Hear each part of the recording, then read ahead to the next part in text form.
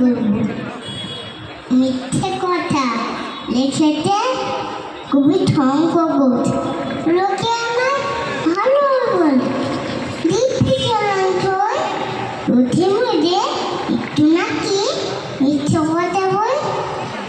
খাটতে লাগে যাওয়ার পথে ট্রেন ছুটতে যখন মায়ের কাছে বাবার কাছে করছে বকুম বকুম। হঠাৎ দেখি মাঠের মধ্যে কারণ সব গাছে এক এক রকম বন্ধুতে এক এক রকম নাচে। ও মা দেখো দেখতে পাচ্ছ এ বলেছে আমি মা বকে দেয় বড্ড তোমার ফেরেছে আছি আমি। চিড়িয়াখানার নাম জানো তো? আমার ছেলে মেয়েকে আদর করে দেখিয়ে দিলে ফুটফুরাতে গেছো।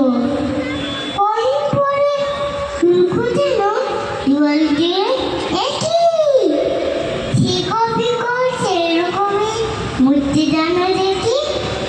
ক্লাসের মধ্যে দিয়ে বলেছি শুনুন ডানার কাছে জানি আমার ঘরে মধ্যে সিংহ বাজা আছে।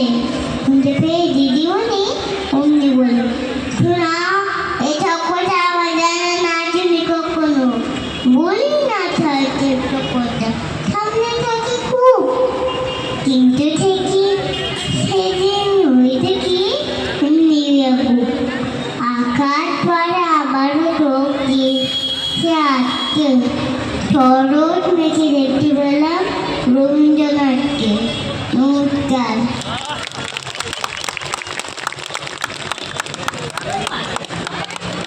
এত সুন্দর একটা কবিতা। তারপরে চলে আসবো আরেক শিশু শিল্পীর অনুষ্ঠানে।